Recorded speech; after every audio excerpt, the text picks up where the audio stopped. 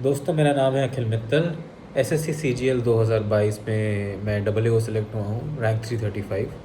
और आज मैं आपके साथ सीजीएल, सीएचएसएल, सीपीओ, एमटीएस की स्टडी की स्ट्रैटेजी शेयर करने जा रहा हूँ।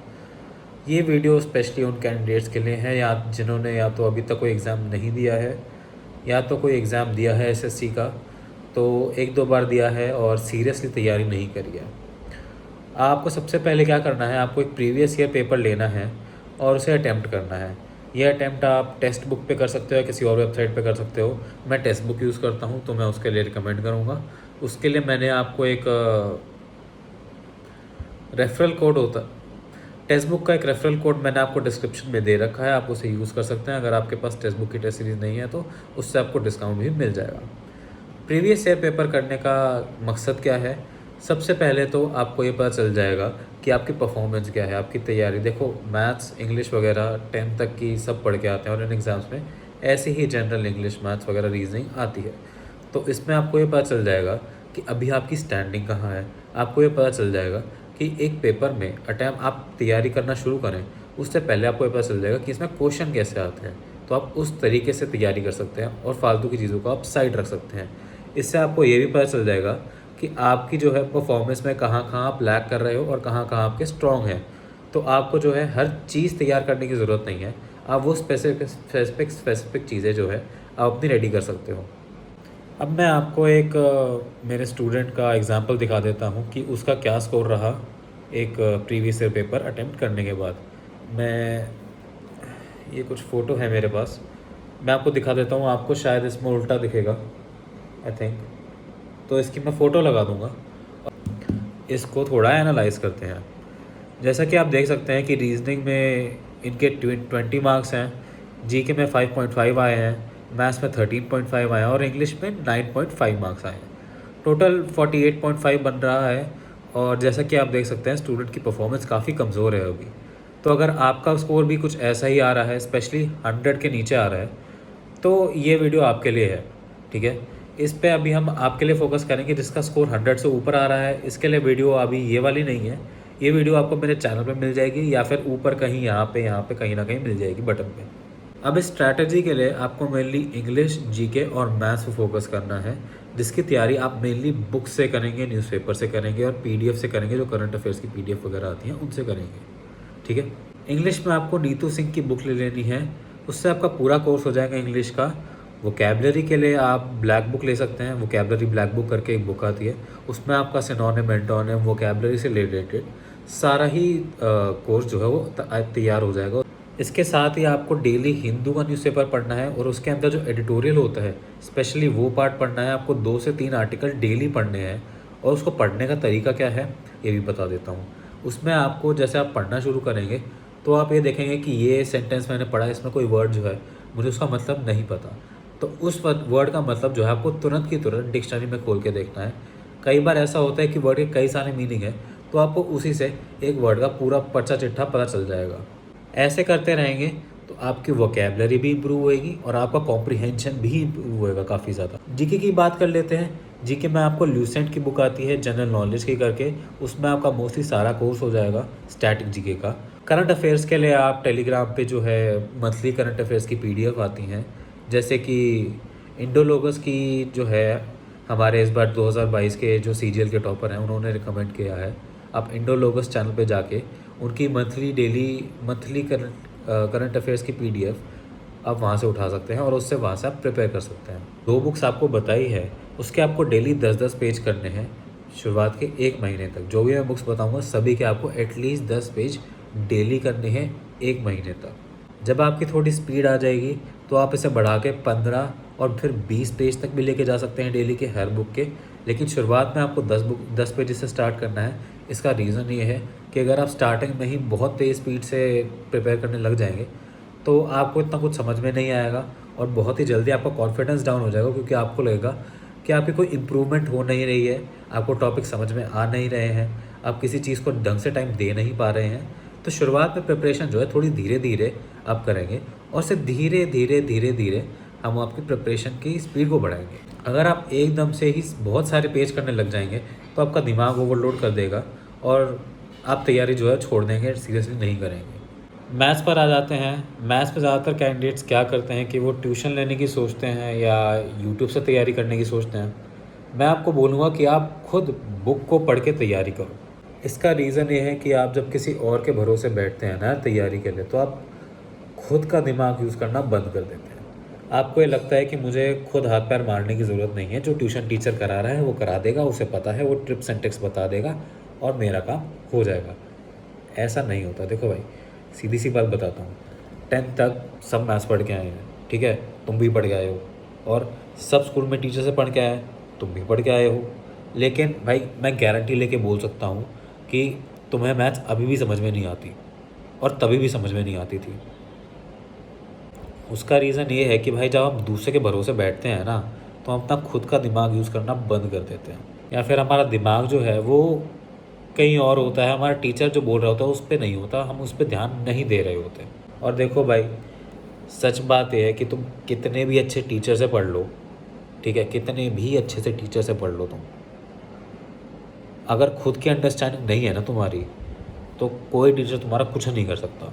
कोई टीचर तुम्हारा सिलेक्शन नहीं दिला सकता, कोई टीचर तुम्हारे मैथ्स को जो है तुम्हारे दिमाग में नहीं घुसा सकता। सीधी सी बात ये है। तो इसलिए मैं आपको कहूँगा कि मैथ्स की तैयारी आप खुद से करो। कैसे करेंगे? एक 2 बुक्स आती हैं मैथ्स के लिए, कंप्लीट मैथमेटिक्स पार्ट 1 और complete mathematics part 2, Rishikesh Kumar की आती हैं।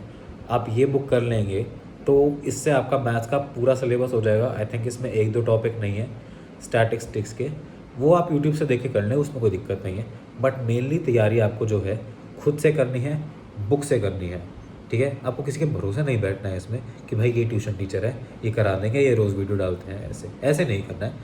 खुद से तैयारी करनी है।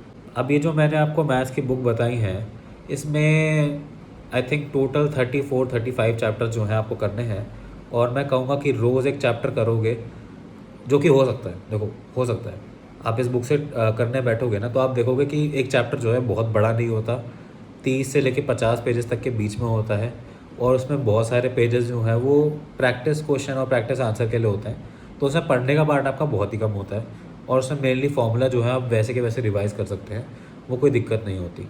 एक चैप्टर मैं मानता हूँ इन बुक में से रोज़ आप कर सकते हैं, 34 से 35 है, मैक्सिमम लगा के चलो 2 महीने में आपकी मैथ्स इस तरह पूरी हो जाएगी, ठीक है, पूरी हो जाएगी 2 महीने में सिर्फ। रीजनिंग के लिए मैं रिकमेंड करूँगा कि आप जो है उसे प्रैक्टिस करते करते ही साथ साथ करते चलें। उसके लिए कोई स्पेशल मैं बुक नहीं बता रहा हूँ।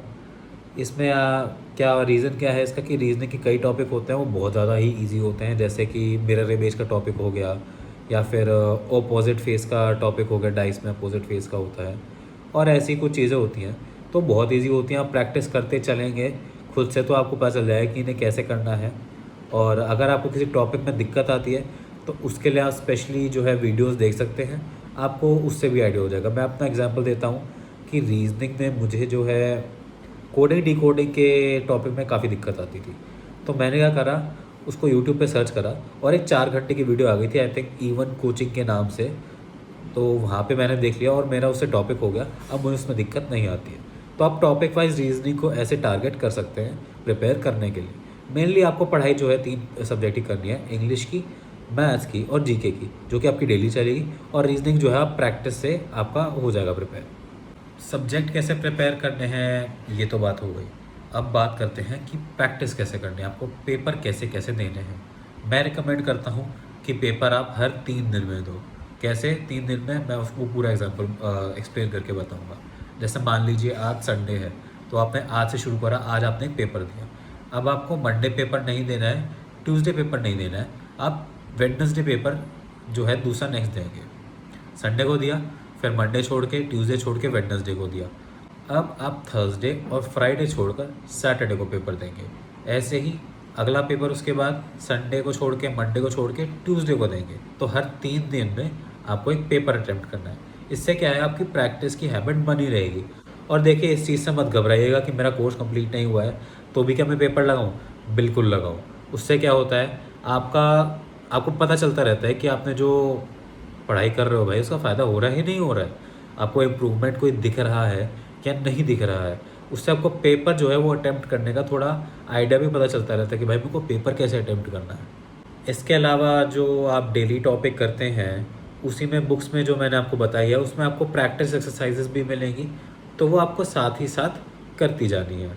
जैसे आपने आज एक टॉपिक करा मैथ्स का, जैसे मान लीजिए आपने एंगल्स करा, एंगल्स, लाइंस एंड एंगल्स का टॉपिक करा, तो उसके बीच बीच में ही एग्जाम्पल भी आते हैं, उसके बीच बीच में आपके प्रैक्टिस क्वेश्चन भी आते हैं।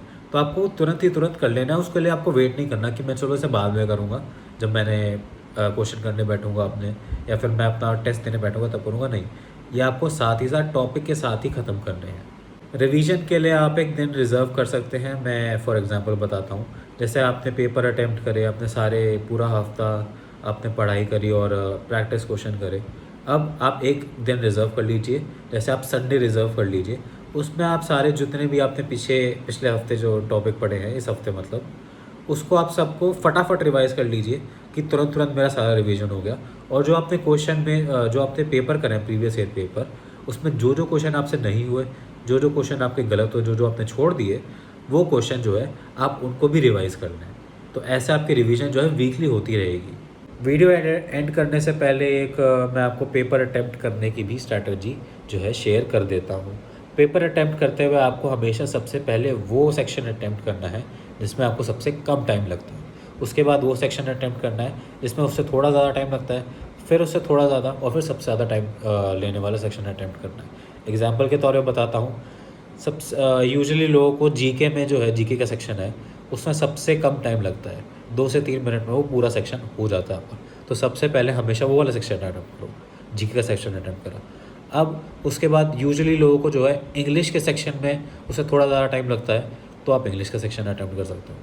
उसके बाद रीजनिंग और मैथ्स में, जैसे लोगों को, किसी को रीजनिंग में ज़्यादा टाइम लगता है, किसी को मैथ्स में ज़्यादा टाइम लगता है, तो जिसमें ज़्यादा टाइम लगता है वो बाद में करो, जिसमें कम टाइम लगता है वो पहले कर लो। मैं अपना बता देता हूँ एग्जैक्टली मैं कैसे करता हूँ। मैं सबसे पहले जीके का सेक्शन अटैम्प्ट करता हूँ, उसमें मेरे को से 2 से 3 मिनट लगते हैं।